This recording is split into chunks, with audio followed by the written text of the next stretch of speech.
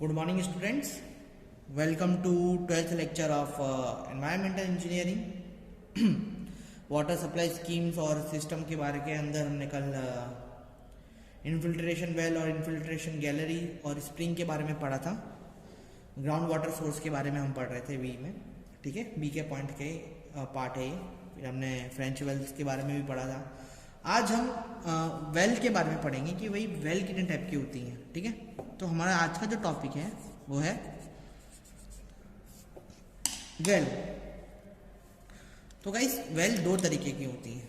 ठीक है, और वेल क्या होती है कि एक आप समझिए कि आप एक्सकेवेट करके ग्राउंड वाटर सरफेस में, वाटर टेबल के ग्राउंड वाटर सरफेस में, जैसे आपको पता चलता है कि भाई यहाँ पे पानी की जो ज़मीन है, तो मैं यहाँ पे खोदूंगा तो मुझे पानी मिलेगा.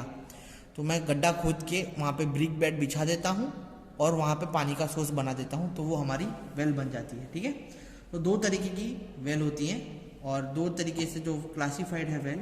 तो पहला जो वेल का नाम होता है वो है ओपन वेल, जिसको हम डग वेल के नाम से भी जानते हैं. ठीक है, open wells and dug wells. Second होता है हमारा ट्यूब वेल्स. आप दोनों ने इसका नाम श्योर सुना होगा, मुझे पता है. ठीक है, तो ओपन वेल क्या होता है, तो सबसे पहले ओपन वेल की बात कर लेते हैं. तो ओपन वेल होता है भाई कि कंपैरेटिवली ट्यूब वेल से ये जो वेल है उसका जो डायामीटर होता है वो लार्ज होता है. तो जिसका लार्ज डायामीटर होता है वो अपना ओपन वेल में आ जाता है. ठीक है, लार्ज डायामीटर और लो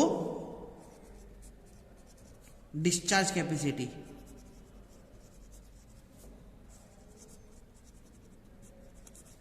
clear? Large diameter and low discharge capacity and not very deep. Clear है? ज्यादा गहरा नहीं होता. ठीक है, लार्ज डायामीटर होता है और जो डिस्चार्ज कैपेसिटी है वो उसकी कम होती है. क्लियर है? ठीक है, सेकंड जो पॉइंट है, ये उसका जो डायामीटर है वो कितने का होता है, तो जो डायामीटर है वो इनका होता है 1 मीटर टू 10 मीटर जितना बड़ा.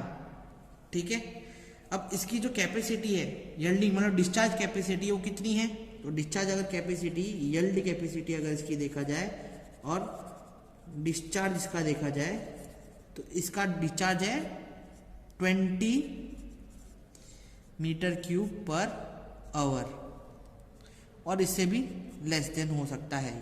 ठीक है, सेकंड जो इसका एक्वाफायर है, अच्छा एक्वाफायर अगर मिलता है मेरे को, या अच्छा मैं कंस्ट्रक्ट प्रॉपरली हाईली पेनिट्रेशन मिलता है मेरे को किसके अंदर, वेल के अंदर. हाईली पेनिट्रेशन पर मिएबल एक्वाफायर मुझे मिलता है, तो जो कैपेसिटी है वो 100 to 300 metre cube per hour होती है. यानी मैं जो वेल है उसके अंदर इस तरीके से कैपेसिटी उसकी रखता हूं कि मुझे जो उसकी अंदर की वाटर टेबल की बढ़ाने की क्षमता मेरे को ज़्यादा मिलती है, तो उसमें वो कंडीशन में मुझे 100 से 300 का डिस्चार्ज मिलेगा मीटर क्यूब का एक आवर के अंदर. मतलब एक घंटे के अंदर मुझे 100 से 300 मीटर क्यूब का डिस्चार्ज मिल सकता है अगर वेल अच्छे तरीके से बनाया गया है तो. ठीक है, डेप्थ, जो डेप्थ की रेंज है हमारे ओपन वेल की, तो रेंज ऑफ डेप्थ वो कितनी रहती है, वो रहती है 2 से 20 मीटर की. क्लियर है? जब और ये जो वेल है डिग से बनते हैं, यानी एक्सकेवेट करते हैं, मतलब उसको खोद के बनाया जाता है, इसलिए इसको हम डग वेल के नाम से भी जाना जाता है। तो ये इंपॉर्टेंट नहीं है, ज़्यादा पॉइंट तो अपन नहीं लिखते। जो ओपन वेल है वो बिल्ड होते हैं ब्रिक और स्टोन से, और प्रीकास्ट कंक्रीट रिंग से भी ये बन सकते हैं, तो ये भी अपन को पता है, तो ये भी अपन नहीं लिखते, ठीक है। ब्रिक से बनते हैं ये सब। और फिर इसकी जो थिकनेस है वो वेरीज करती है, जो थिकनेस है हमारे वेल की वो वेरीज करती है कितनी, 0.5 metre to 0.75 metre, depending upon the depth, ठीक है। अब दोस्तों अगर देखा जाए तो ओपन वेल भी दो भाग में डिवाइडेड है।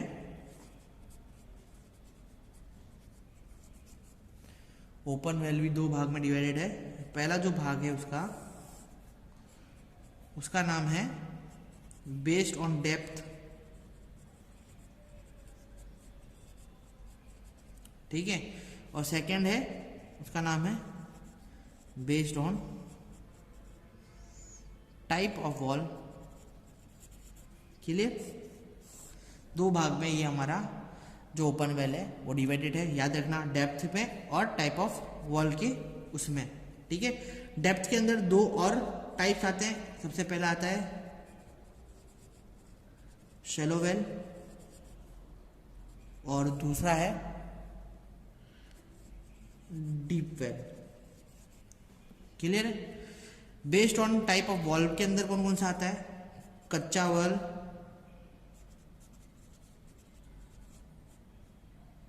कच्चा वेल, ठीक है। फिर सेकंड आता है वेल विथ इम्परवियस लाइनिंग, और थर्ड आता है वेल विथ परवियस लाइनिंग।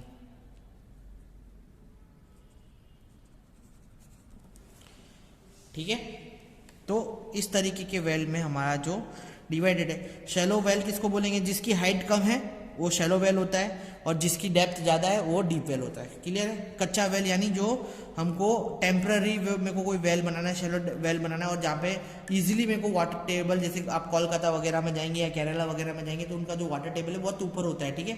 तो वो लोग क्या कर सकते हैं कि घर के बाहर ही अगर वो खुदाई कर देंगे, उनका वाटर टेबल ऐसा है कि उनको पानी मिल जाएगा, समझ में आया? तो वो जो वेल है उसको अपन कच्चा वेल बोलते हैं, जो कि हमने टेम्पररी बनाया गया है, ठीक है।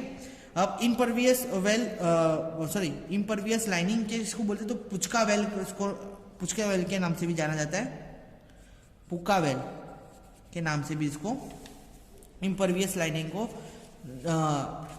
जाना जाता है। अब इसके अंदर क्या होता है कि भाई एक हैंड टूल से एक जो मॉइस्ट सॉइल होती है वहां पे हम गड्ढा करते हैं, ठीक है। फिर जो हमारा वेल है उसको कर्व करते हैं, मतलब उसको पेनिट्रेट करते हैं। वो कर्व हो सकता है अपना सर्कुलर रिंग का भी हो, फिर आरसीसी का भी बना हो, टिम्बर का भी बना हो। उसका जो कटिंग एज है उसको बॉटम तक प्रोवाइड करते हैं, कहाँ तक? जहाँ तक मुझे मेरी पानी की सरफेस नहीं मिलती वहाँ तक, ठीक है। फिर मैशनरी कंस्ट्रक्शन कर देते हैं वो लाइन के ऊपर, वो कर्व के अंदर फ्यू मीटर को उसके ऊपर डालने के बाद, एक्सकवेट करने के बाद, फिर वो एक्सकवेशन प्रोसीजर जब खत्म हो जाती है तो उसको जो लाइनिंग है उसको सिंक कर देते हैं। तो उसको मतलब इन द सेंस मैं आपको अगर ड्रॉ करके इसको दिखाऊं अच्छी तरीके से तो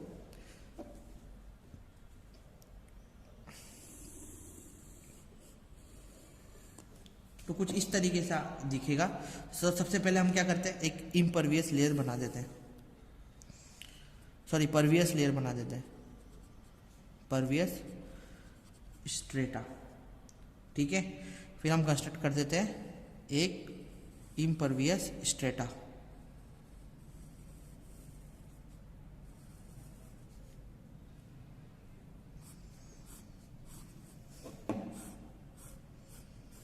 ये हमारा हो गया इम्परवियस स्ट्रेटा, ठीक है। अब मेरे को समझिए ये जमीन है, ग्राउंड लेवल है। अब मुझे पता है कि पानी यहाँ पे है, नीचे है पानी, इम्परवियस लेयर है, यानी ऑटोमेटिकली ये पानी मुझे यहाँ से मिलेगा। तो मैं क्या करूँगा? तो जैसे कि आप समझिए कि यहाँ पे वाटर टेबल है, यहाँ से इतनी खुदाई पे मुझे वाटर टेबल मिल रहा है, ठीक है। इसके नीचे इम्परवियस लेयर है, ऊपर परवियस लेयर है। तो अब मैं क्या करूँगा, अब ये वाला जो एरिया, ये दो भाग में ये एरिया डिवाइडेड कर दिया मैंने, समझिए। अब ये वाले भाग में मुझे जो वाटर टेबल है वो बहुत नीचे मिल रहा है, ठीक है। इम्परवियस लेयर नहीं मिल रही है, तो मैं क्या करूँगा यहाँ पे कि यहाँ इसकी जो कटिंग एज है मैं इसको हवा में ही रहने दूंगा, कटिंग एज को। समझ में आ गया? नहीं मिल रही मुझे यहाँ पे, तो मैं इसको कटिंग एज को हवा में ही रहने दूंगा। समझ में आ गया? और इसका जो वाटर टेबल है मुझे यहीं पे मिल जाएगा, ठीक है। पेनिट्रेट हो के पानी ऑटोमेटिकली इसके अंदर भरता जाएगा। परवियस, ये सारी परवियस लेयर है, परवियस स्ट्रेटा। समझ में? अब ये वाला एरिया अगर देखेंगे तो यहाँ से अगर मैं खोदूंगा तो इम्परवियस लेयर मेरे को मिल जाता है। तो इसका जो कर्व है मैं इम्परवियस में बिठा दूंगा, इम्परवियस लाइनिंग में बिठा दूंगा, ठीक है। तो इसका जो मुझे क्या है, परवियस लेयर मिल रहा है, ठीक है। अब यहाँ पे अगर आप देखेंगे तो परवियस स्ट्रेटा बहुत कम है, सिर्फ ये वाला भाग ही है और ये वाला भाग भी है। तो मुझे क्या करना पड़ेगा, यहाँ पे बोरवेल डालना पड़ेगा। यहाँ पे मेरे को बोरवेल डालने की जरूरत नहीं है। क्यों बोरवेल डालने की जरूरत नहीं है यहाँ पे मुझे? क्योंकि यहाँ पे मेरे को परवियस स्ट्रेटा बहुत ज़्यादा मिल रहा है, तो ऑटोमेटिकली जो पानी है वो मेरा ये पानी के, ये जो वेल है इसके अंदर फिल हो जाएगा धीरे धीरे। पर यहाँ पे मेरे को बोरवेल डालने की क्यों जरूरत है? क्योंकि मुझे यहाँ पे जो इम्परवियस लेयर है, सॉरी परवियस लेयर है, स्ट्रेटा है, वो कम है। तो कम, कभी ना कभी ऐसा हो सकता है कि ये जो वेल है वो खाली रह जाए, तो यहाँ पे मैं यहाँ पे क्या डाल दूंगा, बोरवेल डाल दूंगा। बोरवेल से क्या होगा कि मेरे को एक और इम्परवियस लेयर स्ट्रेटा पे मिल जाएगा। जब मैं इम्परवियस लेयर को तोड़ देता हूँ तो मेरे को वापस से नीचे परवियस लेयर एक मिल जाती है, ठीक है। ये सारी परवियस लेयर है। इम्परवियस लेयर को मैंने बोर होल से तोड़ दिया, यहाँ पे बोर होल डाल दिया मैंने, ठीक है। अब बोर होल डाल दिया तो यहाँ से वापस से पानी की जमा पूंजी हो जाएगी, ठीक है, हमको पानी मिल जाएगा। तो ये क्या हुआ, ये कौन सी लाइनिंग हुई, ये वाली, इसकी जो लाइनिंग हुई, मतलब ये जो कर्व है कहाँ पर टच हो रहा है, नीचे टच हो रहा है, इम्परवियस लेयर पे टच हो रहा है। तो वो कर्व को क्या बोलेंगे अपन, इसको बोलेंगे इम्परवियस लाइनिंग। और ये इम्परवियस लाइनिंग से टच नहीं, तो इसको क्या बोलेंगे, परवियस लाइनिंग। समझ में आया? तो वो जो वेल विथ परवियस लाइनिंग ये हुआ और इम्परवियस लाइनिंग ये हुआ। क्लियर है? आपको समझ में आ रहा होगा, मेरे को वो लग रहा है। अगर नहीं समझ में आया तो आप मुझे पूछ सकते हैं, ठीक है। ये इसका पूरा का पूरा कॉन्सेप्ट था, ठीक है। तो अपन को पता चल गया कि बेस्ड ऑन डेप्थ में किस तरीके से होता है, और बेस्ड ऑन टाइप की क्लासिफिकेशन अपने अभी यहाँ पे देख लिए। ये डायग्राम से आपको पता चल जाना चाहिए। अगर नहीं पता चला तो आप मेरे को वापस से पूछ लेना, तो ये मैं ये चीज़ वापस से कवर करवाऊंगा आपको, ठीक है। ये दोनों वेल है, समझ में आया? यहाँ पे मेरे को परवियस स्ट्रेटा कम मिल रहा था, तो यहाँ पे मैंने बोर हिल डाल दिया, फिर वापस यहाँ पे मेरे को परवियस स्ट्रेटा मिल गया। पर यहाँ पे मेरा ऑलरेडी परवियस स्ट्रेटा काफ़ी था, तो मेरे को इम्परवियस लाइनिंग की जरूरत नहीं पड़ी, तो मेरे परवियस लाइनिंग से काम चल गया। क्लियर है? तो इस तरीके से जो हमारा वेल है वो काम करता है। अब हम आ जाते हैं ट्यूबवेल के ऊपर, ठीक है। वेल का ही सेकेंड पार्ट ट्यूबवेल।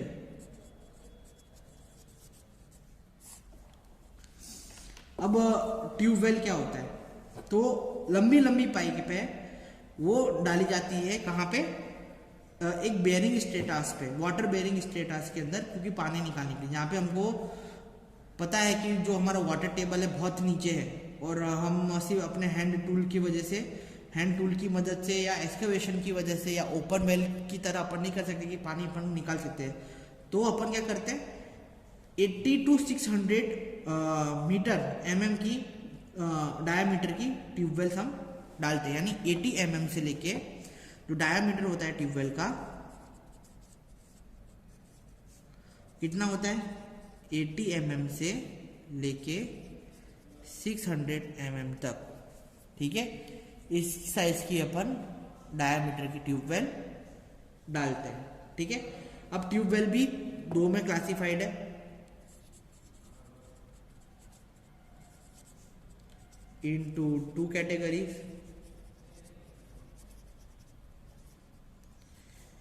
पहली है शैलो ट्यूबवेल, और दूसरा है डीप ट्यूबवेल्स। ठीक है, शैलो ट्यूबवेल्स किसको बोलते हैं? तो शैलो ट्यूबवेल्स का जो लिमिट रहता है वो, अगर शैलो ट्यूबवेल्स की लिमिट देखें तो इनकी जो लिमिट रहती है, एक तो 30 मीटर तक की डेप्थ पे इनको डाला जाता है, और इनका जो डिस्चार्ज है डी, इनका डिस्चार्ज होता है 20 मीटर क्यूब पर आवर, यानी कितना हो गया ये ओपन वेल जितना हो गया, समझ में आया? फिर अगर इनकी मैक्सिमम डेप्थ देखी जाए, जो उनकी जो डेप्थ होती है डीप वेल की, वो 30 मीटर से ज़्यादा होती है। ठीक है, तो और इनका मतलब मोर देन 30 मीटर वो आ जाता है डीप वेल के अंदर। इनका जो डिस्चार्ज है वो रहता है 600, इनकी जो मैक्स 30 से ज़्यादा होता है, और मैक्सिमम इनकी जो रेंज होती है वो रहती है 600 मीटर, यानी सोच लो 600 मीटर तो कितना ज़्यादा हो गया, कितने बड़ी कैपेसिटी का हो गया। और इनकी जो यील्डिंग कैपेसिटी रहती है, डिस्चार्ज कैपेसिटी रहती है, वो 800 मीटर क्यूब पर आवर जितनी रहती है, समझ में आया? ठीक है, तो ये दो चीज़ याद रखेंगे अपन। ट्यूबवेल के अंदर दो टाइप होते हैं, कौन कौन से दो टाइप होते हैं? सबसे पहले shallow tubewell and deep tubewell. Deep tubewell की जो कैपेसिटी रहती है और डेप्थ रहती है वो कितनी रहती है? 30 मीटर रहती है, और उनका डिस्चार्ज कैपेसिटी कितना रहता है? 20 मीटर क्यूब पर आवर रहता है। ठीक है, सेकंड, अगर डीप वेल के अगर देखा जाए, डीप वेल क्या होता है कि वो होता है, उसका जो डेप्थ होता है वो 30 मीटर से ज़्यादा होता है, और मैक्सिमम 600 मीटर जितना भी होता है, और उसकी जो डिस्चार्ज कैपेसिटी है वो कितनी होती है? 100 mm क्यूब पर आवर। समझ में आ गया आपको? ठीक है, अब जो हमारे ट्यूब वेल्स है वो और भी क्लासिफाइड है, और भी उनको बीच में 3 भागों में क्लासिफाइड करके रखा गया है। तो the tube well may be classified as, सबसे पहले स्ट्रेनर टाइप ट्यूबवेल, सेकंड है कैविटी टाइप ट्यूबवेल, और थर्ड है स्लॉटेड टाइप ट्यूबवेल। तो इसके अंदर अगर आप देखेंगे तो एक का ही अपन को एक्सप्लेनेशन दिया है बुक के अंदर। नई बुक के अंदर कैसा दिया है वो मुझे पता नहीं, पर अगर इसके अंदर आप देखेंगे तो 3 तरीके की क्लासिफिकेशन दी है, और एक्सप्लेन सिर्फ स्ट्रेनर को किया है पुरानी वाली बुक के अंदर। तो अभी अपन इसका पढ़ लेते हैं। ये दो का मैं आपको कल नेक्स्ट लेक्चर में कैविटी टाइप का और स्लॉटेड टाइप का बताऊंगा। क्लियर है? अब ये जो स्ट्रेनर है, स्ट्रेनर टाइप ट्यूब वेल है, वो कॉमनली यूज होती है। तो मतलब पहला अपना पॉइंट क्या आ गया? Commonly use tubewell. ठीक है, सेकेंड उसका जो पॉइंट है अपन पढ़ेंगे कि ये इसके अंदर जो ट्यूबवेल है उसके अंदर स्ट्रेनर डाला जाता है। ठीक है, जो ट्यूब से अगर मैं पेनिट्रेट करता हूँ उसके बाजू में स्ट्रेनर डाला जाता है। इसकी अगर मैं डायग्राम आपको यहाँ पे अच्छी तरीके से बना के दिखाऊं तो ये देखो, ये बन गया मेरा पहला ग्राउंड लेवल। ठीक है, ग्राउंड लेवल के बीच में मैंने डाल दी ट्यूब। ठीक है, ट्यूब मैंने डाल दी। अब इसके बीच में अपन को बहुत सारे इम्परवियस स्ट्रेटा भी मिलेंगे, है ना? तो वो अपन ने यहाँ पे इम्परवियस स्ट्रेटा बना दिए। लास्ट में जो इम्परवियस स्ट्रेटा मिला वहां तक अपने ट्यूब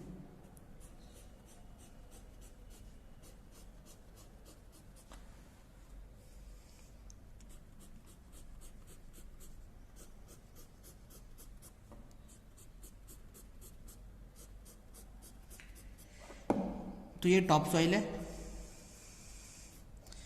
ये कन्फाइंड एक्वाफायर यानी परवियस लेयर भी बोल सकते हो।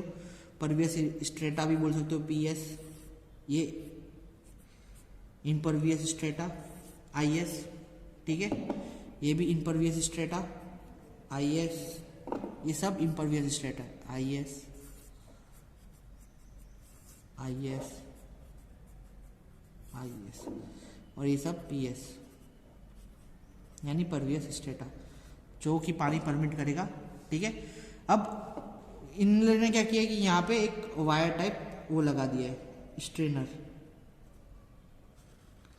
कि जो इनपरवियस स्ट्रेटा है वहाँ से पानी जाए और मैल ना निकले, ठीक है, और ट्यूब के सारे स्लॉट जो है वो जो कवर हो जाए, और अब वो जो ट्यूब है हमारी वो हिले ना, समझ में। और यहाँ पे नीचे हमने कंक्रीट प्लग प्रोवाइड करके रखा है,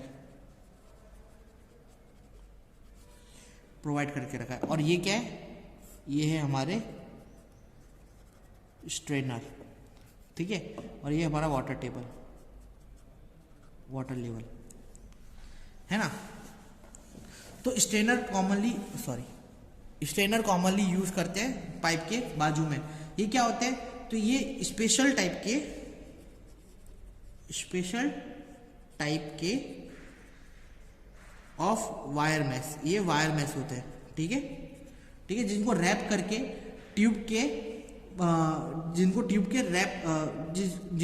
ये जो वायर मैश है उनको ट्यूब से रैप कर दिया जाता है, ठीक है, मेन पाइप के अंदर, बिगर होल के अंदर, ठीक है। और उसका जो स्लॉट रहता है वो स्ट्रेनर से ओपनिंग में रहता है, ठीक है। अब जिसका जो टोटल एरिया है ओपनिंग का वो मेन ट्यूब के इक्वल रहता है स्ट्रेनर का, ठीक है। स्ट्रेनर का जो मेन ओपन एरिया है वो किसके ओपनिंग से मेन रहता है, मेन ट्यूब के ओपनिंग से बराबर रहता है, सो that the velocity of flow does not change. ये क्या हेल्प करता है कि भाई वेलोसिटी है हमारे फ्लो की वो चेंज ना हो, उसमें ये हमारा जो स्ट्रेनर है वो हेल्प करता है, ठीक है। वो स्लॉट के अंदर इसको यहाँ पे देखो, ये ट्यूब के अंदर स्लॉट्स होंगे, उसकी जगह उसके ऊपर हमने वायर मैश लगा दिया। अब यहाँ से पानी ट्यूबवेल के अंदर जाएगा और फिर पानी को ऊपर खींचा जाएगा। इस तरीके से जो काम हमारा वेलोसिटी का, इससे क्या वेलोसिटी मेंटेन रहती है पानी के अंदर कोई इम्प्योरिटीज भी ज़्यादा जल्दी जाती नहीं है, ठीक है। और later angular shape in left between the strainer and main pipe so that the open area of pipe perforate is not reduce, ठीक है। ऊपर के एरिया में, एंगुलर एरिया के अंदर जो स्ट्रेन है वो नहीं लगाया जाता है, क्योंकि उसमें अपन को क्या मिलता है, ओपन एरिया मिल जाता है, जिससे अपनी वेलोसिटी वो मेंटेन रहती है, ठीक है। The mesh size of strainer is generally kept equal to D60 to D70 of surrounding soil, ठीक है। D60 से D70 जितनी उसकी अपन साइज रखते हैं। अब मटेरियल कौन कौन सा यूज होता है इसके अंदर, material used for strainer are, पहला zinc free brush, second stainless steel, third low carbon steel, and fourth high copper alloy, ठीक है। ये मटेरियल यूज होते हैं। और टाइप ऑफ स्ट्रेन कितने टाइप के होते हैं, तो पहला कुक स्ट्रेनर, सेकेंड तेज strainer, third brown line strainer, fourth Ashford strainer, fifth फूनेक्स स्ट्रेनर, एंड जो लास्ट है सिक्स्थ वो है लेनी एंड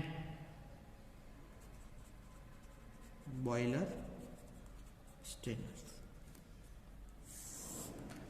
तो ये गाइस, ये था अपना स्ट्रेनर के बारे में आज का सेशन। आज के लिए हम इतना ही रखते हैं।